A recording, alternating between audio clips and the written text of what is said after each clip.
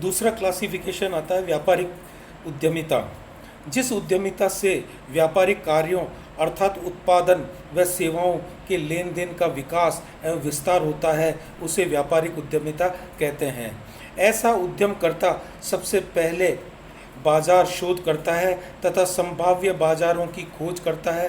उन बाजारों में अपने उत्पादों और सेवाओं की मांग का अनुमान लगाता है तथा उस बाजार क्षेत्र में विद्यमान ग्राहकों में से अपने उत्पादों और सेवाओं की मांग में वृद्धि करने का प्रयास करता है।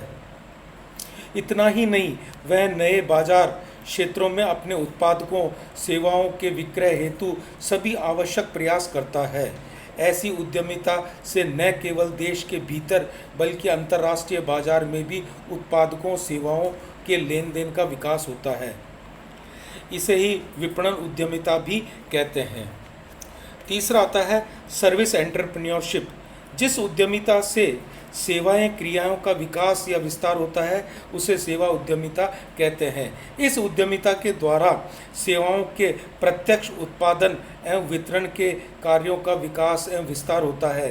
बैंक, बीमा, परिवहन, कुरियर, संचार, स्वास्थ्य, मनोरंजन आदि के क्षेत्र में ऐसी उद्यमिता का तीव्र विकास होता रहा है। परिणाम स्वरूप आज कई बैंक, कई बीमा कंपनियां, कई कुरियर संस्थाएं, वायु परिवहन सेवाएं, जहाजरानी परिवहन संस्थाएं, पथ परिवहन संस्थाएं, ब्यूटी पार्लर, हेल्थ क्लब जैसे अनेक संस्थाओं का विकास हो गया है। चौथी आती है कृषि उद्यमिता। इस उद्यमिता से देश में कृषि उद्योगों, कृषि आधारित उद्योगों का विकास होता है। ऐसी उद्यमिता से कृषि कार्य को व्यावसायिक बाजार पर संचालित करने का अवसर मिलता है। फलत कृषि उत्पादन न्यूनतम लागत पर ही संभव नहीं होता है बल्कि नए नए कृषि उत्पादों के उत्पादन को भी संभव बनाया जाता है। इस हेतु कृषि में यंत्रों, रासायनिक खादों, कीटनाशक पदार्थों आदि का विवेकपूर्ण उपयोग किया जाता है। ऐसे उद्यमी वे सभी कार्य करता है जिसमें कृषि कार्यों में उत्पादकता में वृद्धि हो सके तथा नए नए प्रकार के कृषि उत्पादों का विकास हो सके। कृषि उद्यमिता में विभिन्न क्षेत्रों में देखने को मिलती है। इन क्षेत्रों में कृषि बागवानी, फल उद्यान कृषि, डेयरी, पशुपालन, फॉरेस्ट्री वानिकी, फ्लोरिकल्चर, रेशम कीट पालन, sericulture, fisheries, bee keeping, aquaculture, nursery, management of nursery, management of cattle, dairy इत्यादि बहुत से ऐसे प्रोसेसिंग यूनिट्स आदि ऐसे बहुत से कृषि से संबंधित उद्यमिता है। पांचवा आता है मिश्रित और व्यावसायिक उद्यमिता। जिस उद्यमिता का क्षेत्र उत्पादों के उत्पादन से विपणन तक के कार्यों तक विस्तृत होता है उसे मिश्रित या व्यावसायिक उद्यमिता कहते हैं। ऐसी उद्यमिता के अंतर्गत उद्यमकर्ता उत्पाद की कल्पना करता है, उससे उत्पादन की व्यवस्था करता है, तत्पश्चात उसके प्रभावकारी विपणन की व्यवस्था भी वह स्वयं ही करता है। ऐसी उद्यमिता में प्राय भारी निवेश की आवश्यकता पड़ती है तथा इसमें जोखिम भी अपेक्षाकृत अधिक होती है। ऐसी उद्यमिता निजी, सार्वजनिक एवं सहकारी क्षेत्रों में देखने को मिलती है। ऐसी उद्यमिता को लघु वृहत स्तर के व्यावसायिक उद्यमी अपना सकते हैं। दूसरा क्लासिफिकेशन आता है classification on the basis of ownership. स्वामित्व के आधार पर उद्यमिता को 4 वर्गों में विभाजित किया है। पहला, निजी उद्यमिता, प्राइवेट एंटरप्रेन्योरशिप। जब उद्यमिता को निजी क्षेत्र का कोई व्यक्ति या व्यक्तियों का कोई समूह अपनाता है तो उसे निजी उद्यमिता कहते हैं। ऐसी उद्यमिता का मूल उद्देश्य उस निजी व्यक्ति या व्यक्तियों के समूह के हितों का संवर्धन करना होता है। दूसरे शब्दों में हम कह भी सकते हैं कि ऐसी उद्यमिता निजी लाभ की भावना से प्रेरित होती है। भारत में लाखों लोग इस प्रकार की उद्यमिता में लगे हैं। इसे निजी क्षेत्र की उद्यमिता भी कहते हैं। दूसरा है सार्वजनिक राजकीय उद्यमिता, पब्लिक एंड गवर्नमेंट एंटरप्रेन्योरशिप। सार्वजनिक एवं राजकीय उद्यमिता से तात्पर्य सरकार के द्वारा प्रायोजित उद्यमिता से है। ऐसी उद्यमिता के लोग अपनाते हैं जो राजकीय सेवा में होते हैं। ऐसी उद्यमिता सरकारी नीतियों के अनुरूप सरकार के धन से अपनाई जाती है। कई बार कोई विद्यमान राजकीय उपक्रम भी नया उत्पाद, नया व्यवसाय प्रारंभ कर उद्यमिता को अपना लेता है। ऐसे सार्वजनिक क्षेत्र की निगमीय उद्यमिता या सार्वजनिक क्षेत्र की एंट्राप्रेन्योरशिप भी कहते हैं। भारत, रूस जैसे देशों में ऐसी उद्यमिता अधिक अपनाई जाती है। तीसरा आता है संयुक्त क्षेत्र की उद्यमिता।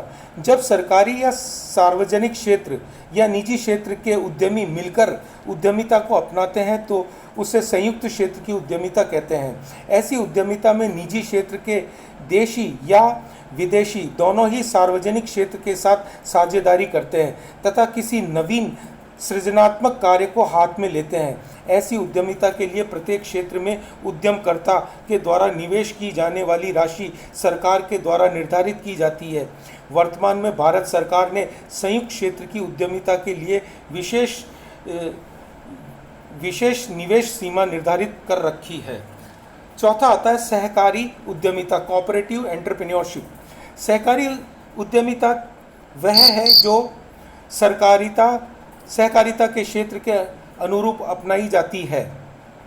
इस उद्यमिता को समान हित रखने वाले व्यक्ति मिलकर अपना सकते हैं। ऐसी उद्यमिता एक सबके लिए, सब एक के लिए की भावना पर संचालित की जाती है। फलत ऐसी उद्यमिता से उद्यमियों के पारस्परिक हित एवं कल्याण का मार्ग प्रशस्त किया जा सकता है। भारत में सहकारी उद्यमिता विशेषकर दुग्ध उद्योग, मुर्गी पालन उद्योग, कुटीर उद्योग, लघु उद्योग, हाथकरघा उद्योग आदि में विकसित हो रही है। तीसरा क्लासिफिकेशन है प्रकृति के आधार पर। उद्यमिता की प्रकृति के आधार पर इसे दो प्रमुख वर्गों में विभक्त किया है। पहला है रूटाइन एंटरप्रेन्योरशिप। इसे नैतिक उद्यमिता से भी कहते हैं। ऐसी उद्यमिता से है जो केवल सामान्य उपकरणों की स्थापना संचालन से संबंधित होती है। इसमें प्राय उपक्रम के दैनिक प्रबंधकीय कार्यों पर ही अधिक ध्यान दिया जाता है। इसमें नवाचार पर विशेष ध्यान नहीं दिया जाता है। अतः ऐसी उद्यमिता में जोखिम भी न्यूनतम ही पाई जाती है। दूसरा आता है नवीन उद्यमिता, न्यू एंटरप्रेन्योरशिप। नवीन उद्यमिता से तात्पर्य ऐसी उद्यमिता से है जिसका सारोकार कुछ नया सृजनात्मक कार्य करने से होता है। ऐसा उद्यमी नवाचार के अवसर खोजता है तथा कुछ न कुछ नया करके नवीन तकनीकी को अपनाने, नवीन एवं अपरिचित संसाधनों को अपनाने, नवीन उत्पादों का निर्माण करने, नवीन बाजार को खोजने का प्रयास करता है। अब आता है चौथा, दृष्टिकोण के आधार पर वर्गीकरण, classification on the basis of attitude. इसके अंतर्गत इसको दो भागों में विभक्त किया है, ट्रेडिशनल और इवैल्यूएशनरी एंटरप्रेन्योरशिप।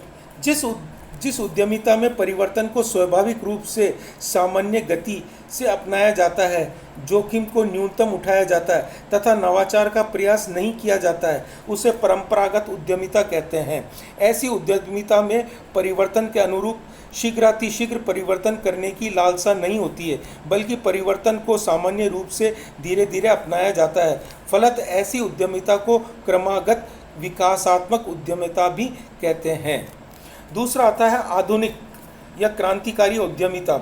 जिस उद्यमिता में नवाचार और सृजनात्मकता को तीव्र गति से अपनाया जाता है उसे ही आधुनिक या क्रांतिकारी उद्यमिता कहते हैं। ऐसी उद्यमिता के अपनाने वाले उद्यमकर्ता नए उत्पादकों को जन्म देते हैं तथा नई तकनीकी को अपनाने में अग्रणी भूमिका निभाते हैं। ऐसे उद्यमकर्ता अपने क्रियाकलापों में तीव्र गति से आवश्यक परिवर्तन करते हैं, फलत इन्हें सामान्य से अधिक जोखिम भी उठानी पड़ती है।